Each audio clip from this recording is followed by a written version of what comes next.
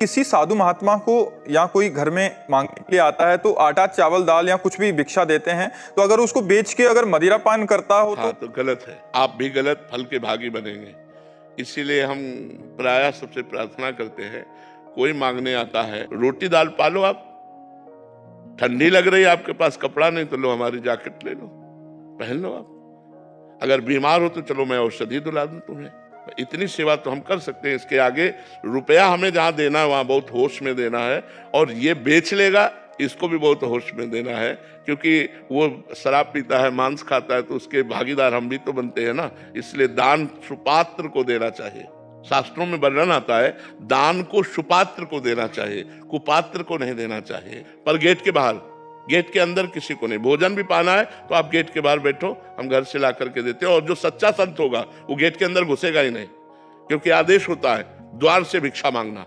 द्वार के अंदर घर में प्रवेश करने के लिए गुरुजन निषेध करते हैं कि किसी भी गृहस्थी के घर में प्रवेश मत करो। उसके दरवाजे पर जाकर राधे श्याम बोलो, जोर से आवाज बोलो, वो जो दे दे भिक्षा वो लेके चले आओ। अगर बोले तुम्हें श्राप लगेगा, अगर इतनी सामर्थ्य होती तो घर घर भटकते काहे को। श्राप और वरदान देने की सामर्थ्य होती तो दरवाजों पे भटकना नहीं होता, समझते हो। काफी सारे ऐसे हैं कि वो पैसे मांगते हैं कि 500 रुपया दे दो हमें। घोर पाखंडी होते हैं जो ऐसा कहते हैं। ये वृंदावन में दर्शन हुए थे, किसी ने एकदम से हमसे शब्द बोला, मतलब कि अगर नहीं करोगे तो ये आपके साथ कष्ट होगा। और जीवन में उसी अगले साल हमारा नया पुत्र हुआ तो उससे बहुत पीड़ा हुई। देखो, वो संयोग है कि आपका प्रारब्ध बुरा आ गया और आपको लगा कि उस महात्मा ने कह दिया तो ऐसा हो गया। बिल्कुल कदापि नहीं। आप निश्चित समझ लो, कोई ऐसा साप और वरदान देने वाला समर्थ महात्मा वो ये नहीं कह सकता कि अगर आप ये नहीं दोगे तो आपको ऐसा हो जाएगा। ऐसा कभी नहीं कह सकता। मांग सकते हैं। ऐसे भी महापुरुष भी होते हैं जो भिक्षावृत्ति से आते हैं, तो वो बहुत संतोषी होते हैं।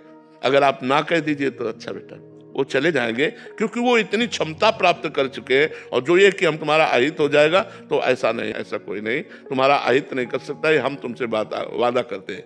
हाँ, गृहस्थ धर्म में एक आतिथ्य धर्म है। आए हुए अतिथि का सत्कार करना, अपने दरवाजे पे जो मांगने आया है उसका आदर करना। तो हम प्रिवचन तो बोल सकते हैं। पहला आदर होता है प्रिवचन, राधे श्याम, हाथ जोड़ लिया, राधे श्याम, आइए आइए, क्या सेवा करें, हमें 5000 रुपया दे दो। नहीं। पानी पियोगे आप, भोजन पाओगे, नहीं, फिर हम रुपया नहीं दे सकते।